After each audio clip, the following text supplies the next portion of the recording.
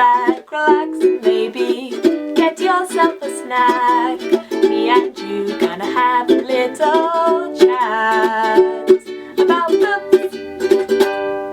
Hey guys! So I am here today to talk to you about the SPFBO number 5, which has just begun in the last month. It starts officially from the very 1st of July, so obviously it's been going for just over 2 weeks now, but I haven't really had a chance to sit down in that time because I was moving house to tell you what I have been assigned to read, and I want to tell you about it because it's worth discussing, and maybe some of these will be titles that you guys want to pick up or you've heard of or you're just interested in because you've never heard of them. Let's see. So the way the SPFBO works is it's called the Self-Published Fantasy Blog Off. There are 10 different blogs or bloggers, booktubers, reviewers of different kinds who are the judges. And there's also Mark Lawrence, the author of Red Queen, Holy Sister, all of those kinds of books, who is the one who kind of moderates and set up the competition. The 10 judges each get 30 books assigned to them, and they have to sit down and read those books, but you don't have to read the whole thing. You can kind of treat it like an agent would, where you sit down and read half and see what you think, or even just the introduction if it's just really not for you. So it's kind of up to you how much you want to read. I tend to try and read about half of the books that I'm given before I dismiss them or give up on them if they're not for me, but every blogger is different, and so it's completely personal taste. Some blogs are a team of people and some are a single person on their own like me, but it's always great fun, and you always make really good connections with the people who are entering the contest and who are the bloggers and the reviewers, and it's just a really nice community. So there is a Facebook group which people can join. I'll link it below. You can also follow Mark Lawrence's blog where he posts all about the cover contest, which is ongoing at the moment. He posts there about different statistics, about the books which are going through as finalists. Loads and loads of exciting stuff happens on his blog, so definitely go and follow that. And in general, you should follow all the other bloggers, so I will link them all down below. If you haven't heard of them, definitely check their stuff out, because loads of them are places that I now go to read their reviews and their thoughts. Some of them have really similar tastes and some have completely different, so it's a great way to kind of mix up your reading a bit, and especially to really understand and get to know self-published fantasy, something that I think some people struggle to get into or struggle to kind of find the good stuff because there is a lot of it out there. So I definitely love this competition. I've done it for 2 years already. This will be my 3rd, and I'm really excited to kind of get back to it straight away. So the way it works, as I was saying, you get 30 books, you choose one to be your finalist.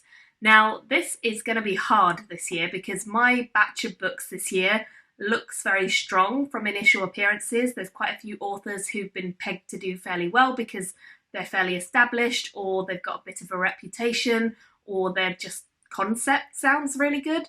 And then of course there's all the people who are lesser known, who maybe don't have a particularly big audience at the moment and haven't had the reviews or the exposure, but they could be fantastic. So I'm really, really excited to kind of crack on with getting into the books and telling you guys a little bit about them and seeing what you think, because yeah, some of these sound very, very interesting. So the way I'm going to do it is I'm going to run through the books and tell you a little bit of a tagline about each one, because I think you guys can go and find them for yourselves. I've actually made a shelf which has all of my SPFBO books for this year, so I will link that below. If you guys want to go and find out a bit more, you can kind of read the synopsis there. But I'll give you a tagline and maybe see which ones interest you just from that, and then go and look those ones up. The first book that I have on my list is called Gloom Walker, and it's by Alex Lang, and the tagline for this is simply, "As a boy of 11, Kiris made a vow to kill a man. A holy man with the blessing of a sun god," which honestly just sounds so fascinating to me. I think this one sounds quite dark, and a lot of the titles that I've been assigned this year sound quite dark fantasy, so I'm excited to give this one a go. It's got pretty decent ratings at the moment, but it hasn't got very many ratings. It's only been reviewed about 8 times, so definitely intrigued to see what I think. The next one is called Up to the Throne, and it's by T.A. Frost. This one is a story about revenge. It's about a woman called Julia de Garno who returns to the city of Pagalia with one intention, to kill the man who scarred her and left her for dead. This tagline sounds great, and I definitely am intrigued about this book. Again, this one has 12 ratings, so not many, but it's got a fairly high score. The next book, which is one of the ones that is pegged to do pretty well, is actually one that I got sent by the author ages ago but have not yet got around to reading, so I'm very happy that this competition is going to now push me to actually read the book. This is The Sword of Kaigan by M.L. Wang, and I believe this is an epic, sprawling fantasy which covers various parts of the world following different characters and is set in what probably will end up being a wartime, but at the moment is kind of fractious. I believe there's also kind of infighting going on and just lots of kind of conflict and turmoil between different families and different people. So I'm definitely excited to read this one, and as I say, I think this one is pegged to do pretty well. It's had some very good reviews from other reviewers, so I'm intrigued. I'm very intrigued about this one. Maybe one to watch, we'll see. The next one on my list is called Too Weird, and it's by Sarah Berman, and this one is a story which sounds a little bit more contemporary. It's about a woman called Nicola who was never really anything special until one day a man called Joseph shows up at her door and tells her that her stepsister has joined a cult. Now, I have a weird fascination with cults. I find them very, very interesting if they are done well in stories and not just like overly dramatized. So this one could be one that will work for me. I'm definitely intrigued. This one has 113 ratings, so it's pretty good amount. Next up is one called Monster City by Kevin Wright, and this one sounds a little bit in the same kind of vein as like Jim Butcher, where you have a detective who is fighting against the paranormal. So there are vampires in this world and a load of effing monsters is what the kind of tagline says. Vampires, werewolves, undead, wraiths, revenants, and more is going to be kind of contained within this, so I'm intrigued. I do like an urban fantasy if it's done well, and we'll see what this one is like. It has only one review, so it's a tiny, tiny amount of reviews, so I don't really know anything going into it. The next one on my list is Summer Night by Sarah K.L. Wilson. This one, to me, from the tagline, sounds a little bit young adult, but that might just be a misinterpretation of mine. It says that Tamerlan has just 5 days during the Summer Night Festival to save his sister before she is sacrificed to a dragon. And I like dragons. I like kind of sacrificial rituals if they are done in the name of magic and mayhem, and I think this could be fun. It's got about 14 reviews so far, so not very many at all. Seems to be a theme. Either I've got like lots of reviews or none. So the next one is Moon Deeds by Palmer Pickering. It's 2090. The last outpost of freedom is the moon. The best defense against technology is magic, and the only hope for humankind rests in the hands of the Star Children. Now that to me sounds really intriguing. I'm definitely up for reading this. The cover looks very fascinating, and I think this one could have a lot of potential if it's done well. It says it's kind of got romance elements as well, and sci-fi and dystopian elements. I'm down. So 10 reviews for this, not a lot at all. The next one on the list is called Sarafinas Lament, and this is by Sarah Chorn. And this one, I really enjoyed the cover. It's actually one of the ones I chose as a cover pick contest entry for my particular batch, because I just think it's very interesting and kind of creepy and dark. It's set in a world which is broken, torn apart by a war of ideology paid for with the lives of the peasants. I believe that this world is very drought-ridden, and this drought has kind of ravaged all of the farmland in the surrounding areas, and it sounds like there is a lot of struggle and strife in this book, and I believe the author is one who writes quite flowery, lyrical language as well, so I'm very intrigued about this one. This one has about 50 ratings, so a little bit more, but again, still fairly unknown at the moment. Next up, I have one that is probably a lot more well-known than some of the others. This is Ben Galley's new book called Chasing Graves. This has about 250 ratings, so a sizable amount more than most of the others so far. And Ben Galley is an author who I've read previously and whose books I have enjoyed whenever I've read them so far. So he's one of the better known self-published authors out there, and I really like his stuff, so I'm excited to have this one in my batch. It says, "Welcome to Abraxas, where getting murdered is just the start of your problems."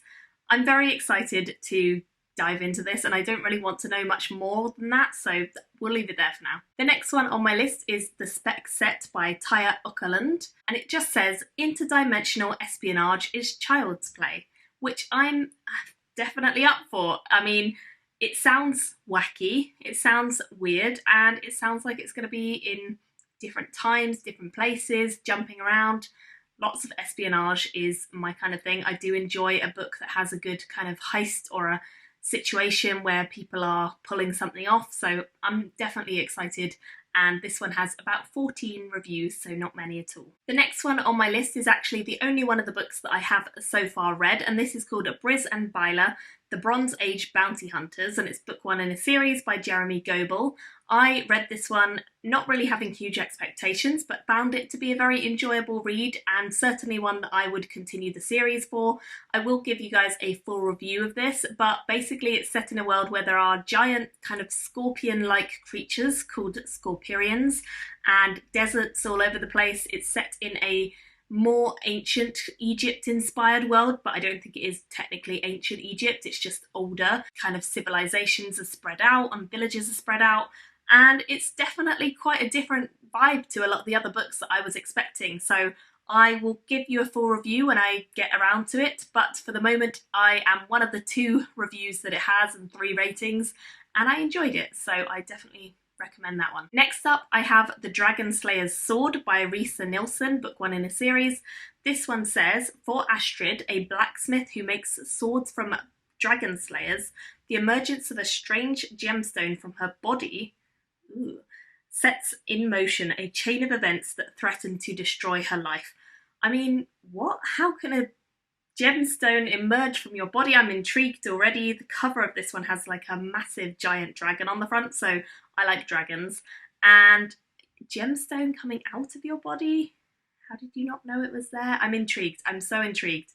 We'll see. It's got a lot of ratings actually, this one. It has 740, so that is a sizable amount of ratings. And it's still got a 3.7 on reviews, so like average score. So yeah, I'm intrigued, very intrigued about this one. Next up is Devil's Cape by Rob Rogers. This one is a superhero thriller set in 1727. The masked pirate St. Dibal created the city of Devil's Cape as a haven for his men and a place to begin an empire. Pirates give way to outlaws who give way to gangsters, who gave way to gangs and organised crime. But the city has never escaped from its shroud of violence and corruption. So it sounds like this city was set up back in the olden days for pirates, and it has now become kind of like a haven for criminal activity. And I'm definitely intrigued.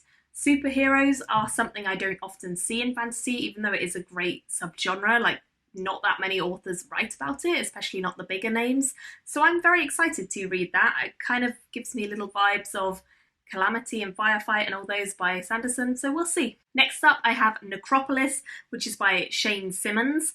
This one says, dying is easy, it's staying dead that's hard. Ancient prophecies, vile creatures of the abyss and sardonic wit abound in this epic supernatural suspense mystery thriller, how many words can we throw in, about Rip Eulogy, a modern day necromancer bridging the gap between the living and the dead for a fee. So yeah, intrigued. Again, it kind of sounds almost in the same vein as like the detective, the noir, but a fantasy version. So we'll see. I like necromancy as a kind of general theme throughout books. I think it can be done very, very well and very interesting. So we'll see what they've done. This one has about 55 rating. Next up is A Sellsword's Companion, book one, and it's by Jacob Peppers. It says, war sweeps over the land as the sons and daughters of the late King Marcus battle over who will claim their father's throne, and able-bodied men and women flock to their banners. I'm definitely always up for a kind of war-filled story, especially when it's family rivalries. I enjoy those quite a lot. So again, if it's done well, I will certainly like it. This one is in the subgenre of magic on Goodreads, so hopefully that means it has a decent amount of magic. I like magic-filled books, and the cover of this kind of indicates that it must be a bit magical, right? The next one I have is called The First Step, and this one is by Tao Wong. This one I believe is described as a wuxia kind of style of book, and it's inspired by Asian Oriental fantasies. I am certainly intrigued to read more wuxia because I haven't read anything like it, and so far I'm enjoying it. It's not very far into the book, but I'm liking what I've read so far, and I think that it has potential. I won't say too much more about it because, as I say, I'm reading it right now, but the magic is called cultivation. It's kind of this feeling, this imbuing magic that you can kind of fill up your body with, and you can do things once you have it working right. This one actually has a lot of reviews as well. It's got about 630, so seems to be pretty positive on the whole. Next up, I have Road of the Lost, which is by Aidan Russell. Ancient evils awaken. The glades overflow with blood. If the forest dies, the world will burn. Which definitely sounds quite ominous. I mean, so many of these sound like really dark fantasies. I feel like I need a couple of lighter-hearted ones. Briz and Baylor was quite light-hearted, but I feel like I need more of light-hearted fantasy to kind of take the edge off, so I might need to read some lighter-hearted off this shelf to kind of mix them up a bit. But yeah, this one's only got 21 reviews, not a lot. Seems like it's a very beautiful cover. Kind of reminds me of, like, what's that fairy tale? Red Riding Hood. Just the man on the cover with the cape on his head. It's got that kind of vibe, but I'm sure it's not like that at all. Next up, I have another one that I actually chose the cover for as my cover contest entry. This is Skies of the Empire by Vincent E.M. Thorne. It's only got 2 ratings and neither are particularly good at the moment, but 2 ratings, it could just be anyone spamming or trolling. It says, in the skies of the Empire, there are only 2 things more terrifying than dragons: the attention of the gods and the machinations of the Fae. Which to me both sound pretty interesting. I do like Fae stories, but I am a bit picky because I tend to like dark Fae rather than like beautiful, cute little fairies wandering about. I don't really care about those. I do like the dark, evil, nefarious kind of plotting fairies, so hopefully it's more in that kind of vein. And I like gods who meddle in affairs as well. Next up, we have Brewin and the Mechanical Beasts by Kristen S. Walker. This one looks more like it's going to be light-hearted fun. It's pitched as a YA and it also has the tag of LGBT, so presumably it's got something in there to do with that. And it sounds like a steampunk magical adventure between a young girl called Brewin and her best friend Nexia. I'm really looking forward to something a little bit more light-hearted. This one's only got 5 reviews so far, so not many. Next up, I have Sword of Brewin by R.G. Long, and this one has the tagline of "The lone survivor of a horrible shipwreck. Ilarion must be destined for greatness. He just can't remember who he is." So that sounds like any old book to me. It doesn't sound that distinguishing because I've definitely read books like that before, but of course it could be something quite different when you get into the story, so I'm going to give it the benefit of the doubt for now. It's got about 230 ratings and it's a fairly good score. The next book I have is one of the weirdest covers that I've got, I think, in my opinion. It's called Torn Apart and it's by J.M. Riddles. It says, as a priestess in the service of the dragon goddess, Halia must roam the land hunting demons and stealing tears caused by the chaos dimension that seeks to converge with her world. The cover to me almost looks like a graphic novel in form. And it definitely indicates that there's some sort of werewolf vibe going on because the guy in the background certainly looks a bit werewolfy or wolven to me. Again, this has the LGBT tag, so hopefully it does have that. It's only 24 ratings for that one. Next up, I have Raven Tower and Merryweather by Lizette Gifford. So in this one, we're following a very experienced clockmaker who apparently for some reason has drawn the ire of assassins. And we follow a lieutenant who has been assigned to watch over this clockmaker and make sure he does not get killed, which is a job she very much resents. It sounds a little bit more light-hearted and it's got 4 reviews so far, not many at all. Next up is Concealed Power by Michelle Crow and A.A. Warren. This one is set in the midst of a conflict between a reptilian alien race and a clandestine human organisation who is dedicated to the eradication of this extraterrestrial threat. That was a tongue twister to say, but it sounds pretty interesting. It's got 3 ratings, all very good, but only 3. It's hard to judge on just 3 ratings. Next up, I have The Grove of the Sun by Parvathy Rumkumar. This one says, for years the Order has ruled the land of Chimera and the 4 whimsical towers.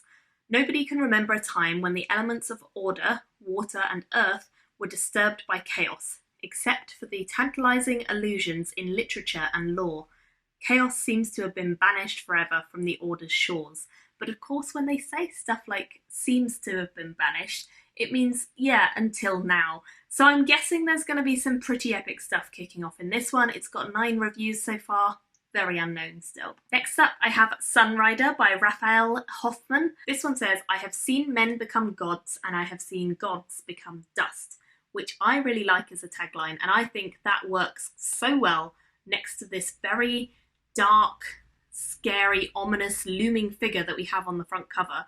Very, very ominous, very kind of creepy, gives me weird vibes actually. It kind of reminds me a little bit of like Lord of the Rings or something, so maybe that's the ring around him, I don't know. But I'm definitely intrigued. It's got 340 ratings, so quite a few. And now on to the last 5 books that I've been given to read. The first one is Hell of a Deal, which is by Mark Huntley James. This one says, everyone has their demons, but I buy mine wholesale. Paul Moore is a shopkeeper, master of the dark arts and demonic broker, and he's just met the hottest witch ever who tried to kill him. So this one sounds lighthearted and fun, actually. Hopefully this will be kind of a jack of all trades, kind of fantasy, adventure, maybe urban fantasy from the sounds of it, to be honest. Very exciting. And yeah, 5 reviews. Next up is Succubus Lips by Lena Jubilee. This one says, her lips have the power to boost. Her love can grant power unparalleled in an ongoing conflict against ravishingly beautiful beings. This sounds a little bit bizarre. From another dimension, Aurora Haddix's abilities allow her to turn the tide of the battle. What on earth is this about? It says it's got the tag of polyamorous, actually, so that's quite interesting, because I don't think I've read any fantasy recently with polyamory in. I have before, but not for a long time. It also says romance, fantasy, paranormal, fae and fairies, so it sounds like there's going to be an awful lot in here. The cover of this reminds me of that woman with the orange hair in The Wicked and the Divine. You guys might know who I mean. I can't remember her name, but that one. It really reminds me of her and the art style that they use when they're illustrating her. So I'm very intrigued about this. It's quite different to all the other books in my batch, and it's also quite different to what I normally read. I don't tend to pick up romance, but I do like it when I do read a good one, so hopefully this will be that. And it's got 96 ratings, fairly varied on the review level. Next up, I have Lost, a Narth Chronicle by Val Clark. So this one seems to be a first-person narrative. The whole of the kind of blurb is told from the point of view of the main character, and she sounds like she does sword fighting for fun. She's quite an interesting gal, and yet something happens to her and she ends up getting run over by a ball of lightning and being transported someplace else 2,000 years into the future, which is kind of a problem. So very intriguing. It sounds like it's kind of a fantasy with humour from the sounds of like the tone of this blurb. You guys should definitely read it, because I think the blurb is quite different to a lot of other blurbs that I've seen before. Like, it's definitely attempting to be lighthearted and humorous, so we'll see what that one kind of comes out as. It's got 1 review, which is a 5-star. So next up, I have one which honestly I just love the title for. It's called Rocks Fall, Everyone Dies, and it's by Eddie Skelson. This one, just the title alone makes me want to read it, and it's also the other book that I chose for my cover contest finalists, because I really like the cover. I just think it's very dramatic, and there's a big old dragon swooping in from the background, blowing out fire, some person in the foreground who's running away from them, and it just looks really cool. So again, I kind of get the vibe that this must be slightly humorous just from the title, but we'll see. It's only got 11 ratings, so not many at all, but I'm really intrigued about where it's going to go and how humorous it really is. I love the title and I love the cover, so hopefully I will enjoy the book. And the final one which I have on my list is Guild of Tokens by John Auerbach, and it follows a girl who wants to do something different, so she stumbles across this real-life game of epic quests in the middle of New York and she gets involved, but quickly things start to take a more dramatic turn, and it sounds as though there is a darker purpose to everything that is going on. Those are my 30 books. As you can see, it's a real mixture of different styles, different kind of length of book. Many of them have less than 10 or about 10 ratings, so really not many to go on and not a lot of exposure so far. So I'm really hopeful that I'll find some amazing ones that you guys haven't heard of. I'd love to know in the comments kind of which books are piquing your interest the most and which ones you really want to try out. Do let me know which ones you want me to read sooner rather than later, and I will try and prioritise them that way. The way I tend to do it is I tend to review in batches of 5, but but I don't really eliminate anything until I've read all of them, in case one of them grows on me, or in case something just, I don't know, surprises me at the end. So yeah, I will probably do that, unless something is amazing and I just want to review it on its own for you. So yeah, that's the SPFBO 2019, or SPFBO 5. Let me know your thoughts. Thank you all so much for watching, and I will see you all very soon in my next video. Bye guys! Thank you for watching my video today. Go pick up a book, then come back and chat with me again.